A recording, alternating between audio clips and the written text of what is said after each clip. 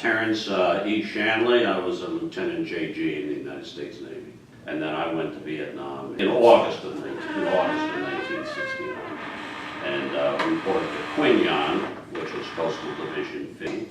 I was in Quin Yon for about 3 months. There were five, when I reported in Quin Yon, there were 5 Americans, or it might have been 4, and a Vietnamese sailor, because we needed an interpreter to question people on boats that we were stopping. So I think there were 4 plus a Vietnamese sailor.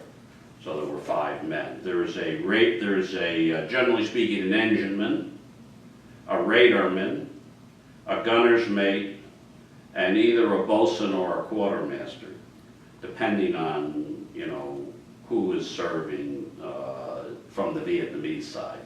Generally, the Vietnamese sailor would take on the bosun's duty, so it might be a quartermaster. But to tell you the truth, by 1969,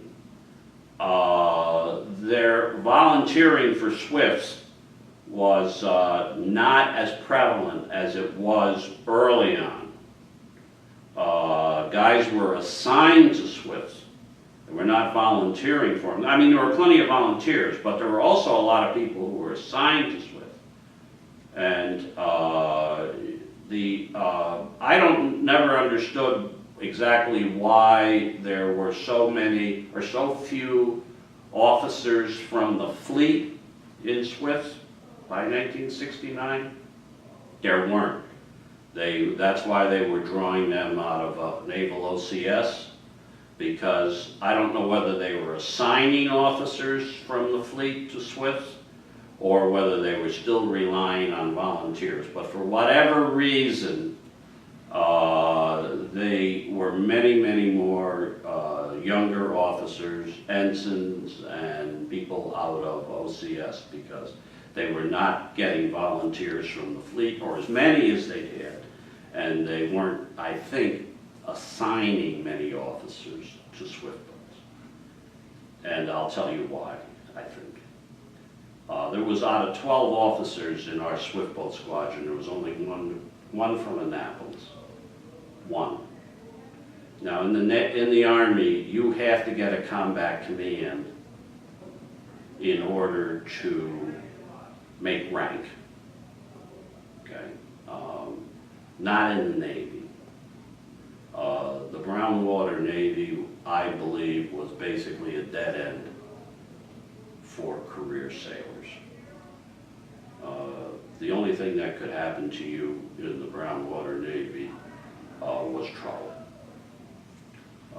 because I investigated a lot of them. Running down fishing boats at night, killing the occupants, going ashore where they weren't supposed to, and taking fire when the officers were off the boat. All sorts of things. Bringing civilians on the boats, failing to patrol in heavy weather, they wouldn't go out.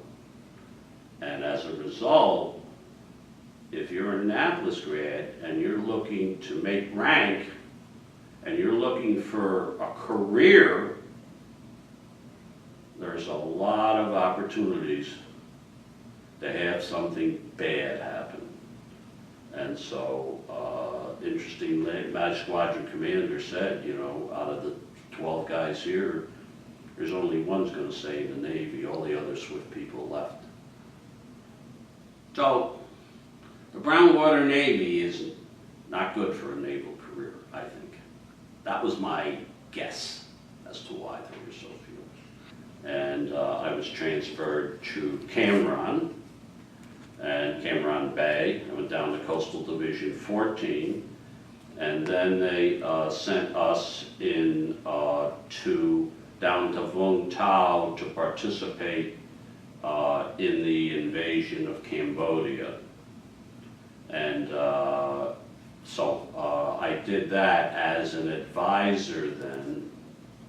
Let me correct that. I went down to Coastal Division 14, and then they sent us out of Coastal Division 14. Actually, we went around Vietnam and reported to Antoy, which was, I think that's Coastal Division 11. And we were assigned to a little place called Ha Tien, which is a river that runs up from Ha Tien along the Cambodian-Vietnamese border. And I was there, I forget, I don't know, 3 or 4 months, which would now brought me into the spring of 1970, which was the invasion of Cambodia.